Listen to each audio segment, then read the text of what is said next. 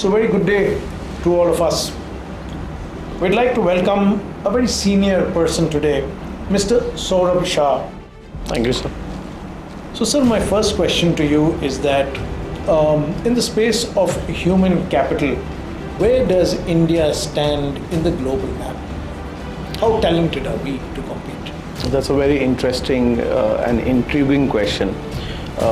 I feel fortunate that we are part of a country which is progressing extremely rapidly, leaving its footprint on every single aspect of what's happening across the globe. India is creating an impact on a lot of events and updates and progress what's happening globally. So this is one of the best times for a country like us, wherein we are able to make significant difference, we are able to contribute, and because of the huge talent base which we have, skilled talent base, and the avenues to create this ongoing talent base, I think we are positioned extremely well in terms of taking up global responsibilities, driving global economy, and then really progress and march ahead to making the entire ecosystem a success. The only point that we are noticing, even today with Indian universities gaining such popularity, there's a lot of student base who wants to go overseas because they feel the opportunities are better, the money is more. What is your advice to those young people who feel that, as soon as I finish, the first thing I need to do is take a ticket to the US or the UK or wherever else? I think it's important to look at data, and a student before making a decision should do deep research in terms of what are the opportunities available in the country where you're from. Not only India, right? Any native of any country should look at what opportunities are there locally, in terms of scaling up, in terms of growing, in terms of really progressing in life, and then look at opportunities which are beyond their native country. Speaking about India, I think we need to start looking at the reverse ratio of students from other countries coming into India to really study or go through advanced education. So that's the second part. Third part is, again, it's related to research. It is about what can Indian education system offer to these students, and I think being open, in terms of the network, in terms of finding out more from people who are already present is going to be the key, because we will be surprised to know the kind of opportunities in the education space our students have today, and then how that will help them become global talent for organizations which operate not only from India but across the globe. Fair. A very good afternoon, sir. My name is Deepika Iyer. Thank you for enlightening us with your presence. My question revolves around, like you have already discussed, data is very important nowadays, and we are all going towards a data-driven approach.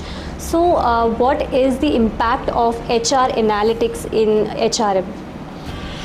See, analytics is the crux of making decisions. Yes. And I think we are in an amazing era where there is data overload, there is data explosion, and there's so much of information available everywhere. Yes. I think for us as HR professionals, we need to make the best use of this data for the benefit of the employees and the employers.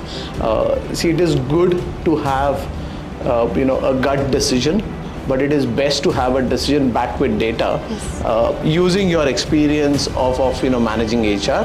I think the outcomes can be much more predictable than really putting a finger in there and deciding what to do next. Yes, sir. So, as we all know that IT sectors are also facing a lot of layoffs, and people are not figuring out why they have been not there in the company. So, what are the top 3 to 5 skills that you are looking for in an employee so that they can work onto it? See, from my perspective and my organization's perspective, we have been bold enough to really say that, if there's a lack in terms of your technical capabilities, we can help you groom them. We will help you, upscale. But if there's a gap in your values, a gap in the cultural fitment, then we really have a struggle in really hiring you or retaining you for that matter. So from my perspective, the values or the soft skills are extremely important, in terms of continuing to be with any organization. So that is one. Second, I think it is about skills for the future. What skills are required, and that is where I said, right, data is available, information is available, how do you infer that? So what opportunities, what skills are required for the future, and how ready am I? It is very important to have this mindset of unlearning. Yes. And unlearning is in any space. It could be in technical space, in behavioral space. So it is important to unlearn, but at the same time keep focus on what skills are required for the future and take the right step towards that. So that's the second aspect of it.